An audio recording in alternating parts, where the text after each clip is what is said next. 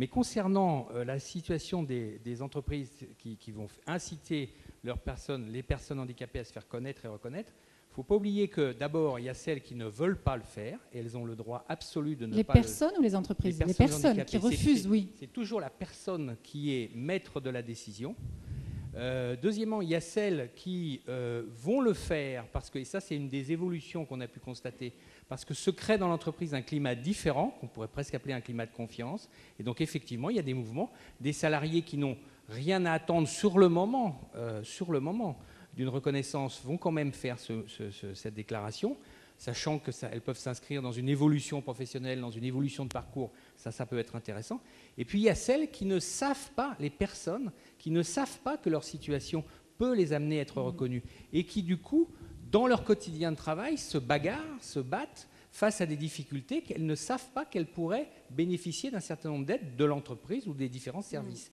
Les entreprises mettent en place des systèmes qui montrent que les personnes peuvent avoir un intérêt à court, moyen, long terme à se faire connaître et reconnaître. Effectivement, il ne faut pas se cantonner, quand on parle du taux qui doit être de 2,7% aujourd'hui, c'est vraiment une moyenne.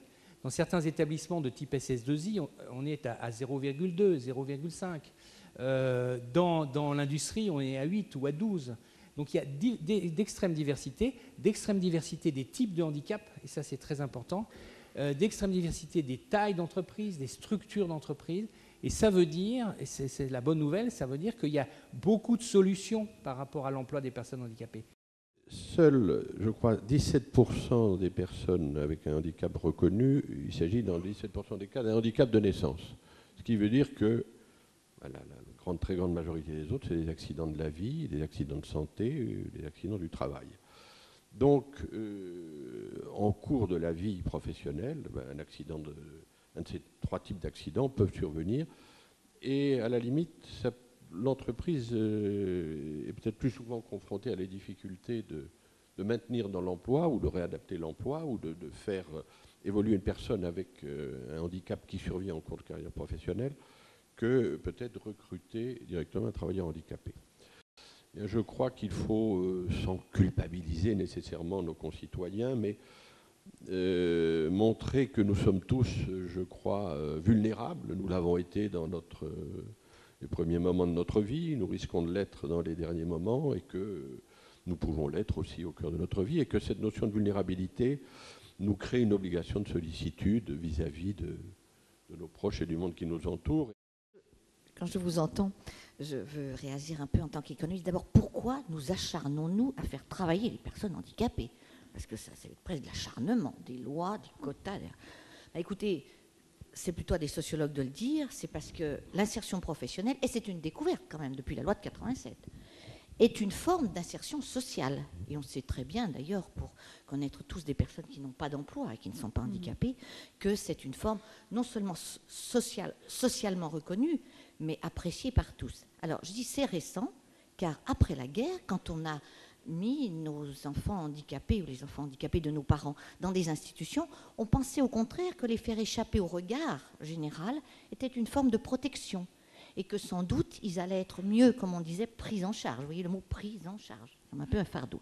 Et là, je redis ce dont je suis persuadée, il y a vraiment des départements entiers et des lieux qui ont bénéficié de la présence de ces institutions, qui en bénéficient encore. Toutes les constructions qui font l'objet, ou les aménagements qui font l'objet d'un permis de construire, ont jusqu'à 2015 pour se mettre aux normes. Nos logements privatifs ne sont toujours pas accessibles. Les portes ne laissent même pas passer un berceau d'enfants. Je ne vous parle pas du métro.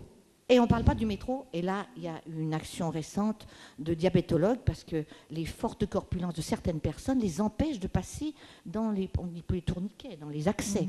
Donc, si vous voulez, on a des progrès, mais c'est bien. On a des choses devant nous. Les choses avancent énormément, mais ne voyons pas seulement la loi à appliquer, voyons, je crois, en amont, l'éducation.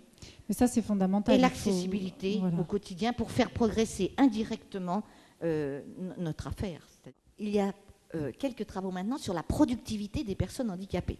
Alors, je peux vous raconter juste ce travail, par exemple, de Jean-François Raveau, je crois. Il est lui-même en fauteuil et il a envoyé avec j'allais dire l'autorisation de l'INSERM, bien sûr, parce que c'est quelque chose, une démarche importante. Il a envoyé des CV, je crois que c'était une proposition de comptable avec le même âge, 30 ans, à des entreprises susceptibles de le recruter, et dans ce domaine où l'emploi est relativement facile, disons, sans être toujours évident. Dans un des CV, il mentionnait qu'il était en fauteuil, dans l'autre, pas du tout. Jeune, beau, grand, fort et bon, prêt à travailler n'importe où, n'importe comment. Eh bien, écoutez, je n'ai plus les chiffres en tête, là, vous me prenez au dépourvu, mais il y a eu une différence considérable. Il a eu très peu de réponses quand il a dit qu'il était handicapé.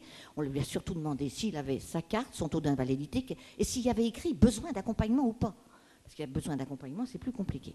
Bon, alors, c'est caricatural, ça a été publié d'ailleurs en anglais, mais c'est vrai que là, alors, travaillons sur l'image. Les chefs d'entreprise, il y en a sans doute beaucoup d'entre vous qui sont allés en classe dans des structures où il y avait des petits-enfants en difficulté. Je pense à l'école de Garches où il y a des valides, au lycée de Garches, il y a des valides et des enfants qui souffrent d'une déficience. Eh bien, arrivés à l'âge adulte, ceux d'entre eux qui ont la responsabilité de département où ils ont l'occasion de recruter sont beaucoup plus enclins à faire cette démarche de recrutement que les autres.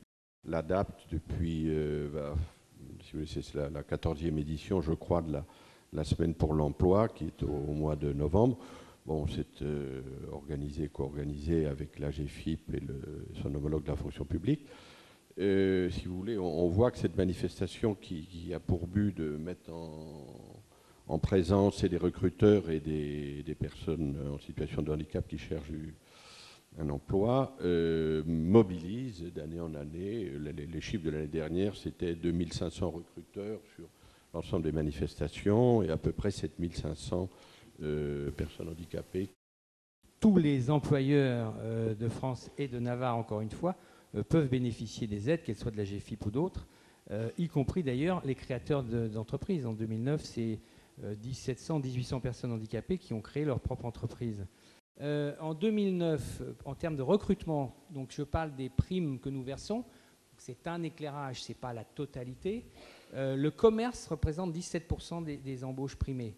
Santé et sociale, 13%. Administration et services, 10%. Restauration et hébergement, 10%. En termes de nombre d'embauches. Ça veut simplement dire que ces 4 secteurs représentent 50% des embauches. Et vous voyez que ces 4 secteurs, ce sont des secteurs où a priori, on se dit que ce n'est pas forcément là qu'on va trouver le plus facilement des personnes handicapées. Dans le commerce ou dans la restauration et l'hébergement, a priori, on se dit mais c'est pas possible. Pour ceux qui attendent la mise en accessibilité, 10 ans, ça paraît long. Pour ceux qui doivent réaliser l'accessibilité, c'est des délais qui sont un petit peu contraints. Mais je voudrais qu'on parle de l'accessibilité, non pas uniquement par le prisme du handicap. Imaginons l'accessibilité pour chacun d'entre nous, à tous les lieux. Je vais illustrer mes propos par un exemple. J'ai inauguré dans ma circonscription récemment une école. Et l'architecte avait fait son travail normalement. Pour passer d'un plan sur un autre, il avait fait une rampe d'accès. Lors de l'inauguration, tous ceux qui inauguraient sont passés par la rampe d'accès. Elle était a priori pas prévue pour eux, mais chacun d'entre eux l'a utilisée parce que c'était plus facile.